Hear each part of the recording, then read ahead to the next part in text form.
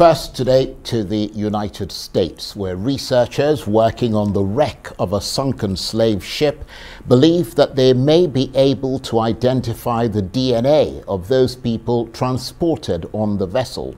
The ship, called the Clotilda, was one of the last known to have transported slaves from Africa. The trade was illegal at the time, and after unloading the captives, it was set ablaze off the coast of Alabama in July 1860. The ship had traveled with a cargo of slaves from the Republic of Benin, here in West Africa, to the United States, and was only discovered 3 years ago. Well, now archaeologists are trying to take DNA off some of the possessions found on that ship and seeing if those DNA molecules can be tracked down to people who are alive in the United States today. Well, for more on this extraordinary story, I'm joined now by Arise special correspondent Karl Bostic. Great to see you, Karl. Thanks very much indeed for joining us. Tell us more about the slave ship Clotilda. I understand its ill-fated story is known because it's more or less recent. I mean, 1860 wasn't that long ago, was it? Absolutely, Charles. It's just an amazing, incredible story, 160 years ago. Just to try to fill in some of the blanks, Charles, very simply, we knew about the Clotilda going back even to the 1950s because there had stories been that the wreckage of a slave ship was somewhere in this muddy river outside Mobile. And navigational charts did show a shipwreck, but no one knew that it was Clotilda. Back in 2119, Charles, 2 years ago, they verified that it was the Clotilda, but they didn't know the extent of the wreckage. What's new is this, Charles. We know the Clotilda for now is the last known slave ship to have traveled to America back in 1860. But what's even more surprising, Charles, is this. It's the best preserved slave ship of any wreckage ever found that traveled to America, Charles. So that's what's really astounding right there. But it's buried in layers of silt and mud, preserved by fresh water and the silt. It's effectively, Charles, a time capsule that's perfectly sealed, that's oxygen-free. And what's really tantalizing about this, Charles, is that this will tell us so much about the conditions in which people, slaves, were trafficked in a ship, in the hold of a ship, for weeks on time. What conditions were they kept in? Also, how the ship was modified, Charles. This was a trading vessel, trading lumber. It was modified to hold people, Charles, and that's even also intact. So that's now what's on hold right now. It's been designated as a National Historic Register item as of November. The problem right now is what to do next. They know through sonar technology that there's a lot inside. They see barrels of provisions ranging from water, rum, rice, molasses, you name it, Charles. They may find chains, Charles, in which these people were kept, and more tantalizing, Charles, and more disturbing, they may even find DNA amongst the wood of that hold. DNA that could only link members of that slave ship to the ancestors who are now living in communities outside of Mobile, Alabama, but even tell what regions of West Africa they came from. And don't forget, Charles, Benin was only the trading hub of the slave trade, but they could have come from elsewhere in West Africa. I have to say, Karl, it sounds absolutely fascinating, not just the story itself, but the way that you're telling it and the passion behind the way that you're actually describing it. And beyond the history then, the importance of this site can be measured in the possibility of what archaeology and science might be able to reveal about it. I mean, I understand they're applying what they've described as systematic forensic archaeology. That's right, Charles. Right now they're planning for perhaps a targeted excavation beginning in March, Charles. By targeted, that means that they have to be very, very careful of how to extract the sediment from that wreckage, extracting parts of the wood, and whatever contents they can, for example, the barrels. Because even though it's perfectly intact, Charles, there's no guarantee that if they tried to remove or excavate it, which many survivors would love, many descendants would love to see happen, and historians would love to see happen, you know, it's only a one-shot deal, Charles. If they get it wrong in trying to remove or excavate it, it could all crumble. So they may leave it preserved intact. That's what happened with the U.S. Arizona at Pearl Harbor. They left it intact, buried there. But now they're using sonar technology to extract this. But what they also know is they know, to some extent, how it was modified. They even don't know the dimensions in which slaves were kept. 23 feet long, Charles, 18 to 23 feet wide, less than 7 feet high. That's actually a luxury for most slaves, Charles. Put things in final perspective, Charles, is this.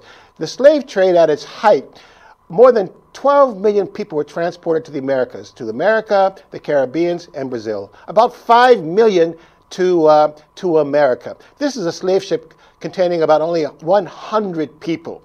Okay, and many of them in most slave ships, you couldn't even sit upright. So now we're seeing the conditions that they lived in, which would tell us a lot right there. And then to keep in mind, even though it tells us about who was on the ship, keep in mind also this, Charles, for the millions that were transported across the Atlantic, a voyage of thousands of miles, at least 6 weeks, at least 15% didn't make it, because either they tried to commit suicide or they suffocated because there was no oxygen. You couldn't even burn a candle, Charles. That's what was going on. And they threw the bodies overseas, Charles, and the slave owners themselves who financed the ships, they would claim insurance for the bodies that were thrown overboard.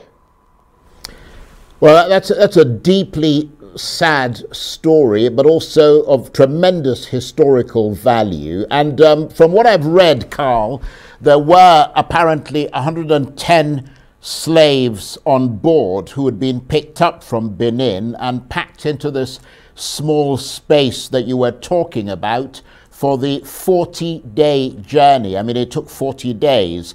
Do we know if on this particular ship all of them made it to the US alive?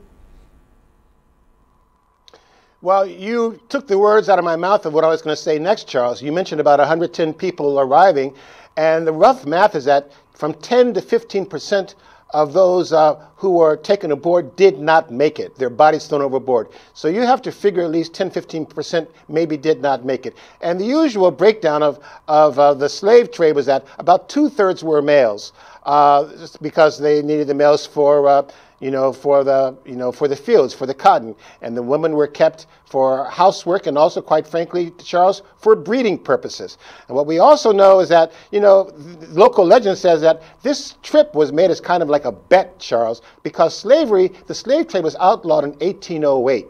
But you still had smuggling going on to the south up until 1860, the beginning of the Civil War.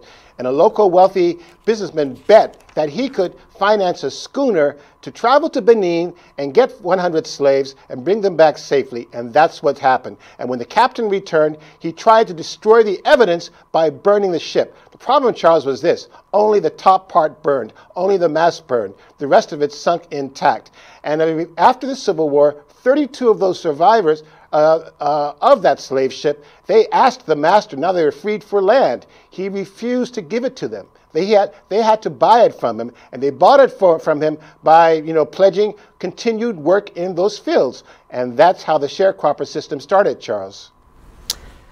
Absolutely amazing story. And I wonder, Karl, if the researchers, I think you touched on this peripherally at the outset, but I wonder if the researchers have spoken to some of those who believe that they are relatives of the people on the ship. And if so, how do they feel about this process and about that connection to history? Because in many ways, beyond the science and the history of this, it is a people's story, isn't it? Charles, not only is it a people's story, it's also a living history. As I mentioned, the immediate survivors of that slave ship after the Civil War, they tried to buy their own land. About 32 set up a community that's now been called Africatown, Charles, outside of Mobile. It's a population of about 3,000 people, at its peak 10,000 people. direct descendants of that slave ship. The oldest living survivor, who was actually a local chief, Charles, he died in 1932, I believe, and another woman in 1937. Charles, they still spoke the dialect from the region. They still spoke the Yoruba language, if you can believe that, up until the 1930s. That was preserved. So those descendants now, you're talking 6 generations worth. In an ideal world, they would love to see the wreckage excavated. But they're also saying this. They're saying that we must show that this is the kind of evil that persisted up until the Civil War, evil that no one should be allowed to forget. And that's what's really the most amazing thing, because at the end of the Civil War, Charles, you had 4 million slaves who were all of a sudden free. 4 million slaves who were the product of that slave trade. You think about that number, Charles, you're talking tens of thousands of voyages. This was only one ship with only 100 people on it, some ships carrying as many as 700 people, basically lying head to toe like stacks of cordwood, being unable to even sit upright without bumping their head, and only being allowed to go upstairs for air because, again, Charles, this was cargo that had to be preserved because they had to be sold on the market as healthy slaves.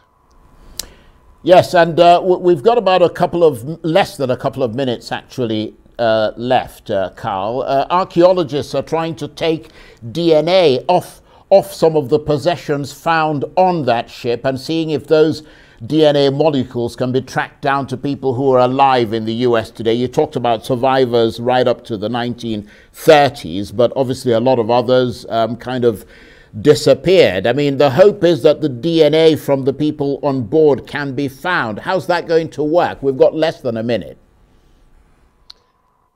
Well, Charles, you still have this community called Africatown that still exists outside of Mobile, about 3,000 people. You have an active Clotilda Descendants Association that's weighing in, that's being consulted by the state about what to do next in terms of extracting DNA. So this will only basically prove what people already know right there in terms of their connection with it, but we'll also know about where they came from, what part of West Africa. That's what's really fascinating, Charles. And then also, finally, there's a documentary coming out called Descendant that'll premiere the Sundance Festival in Colorado in January. So about the story of the descendants who live in Alabama. So this is an active story, and we'll find out more in March when they begin an excavation, a targeted one, of the DNA from the wood of that ship, from that cargo hold.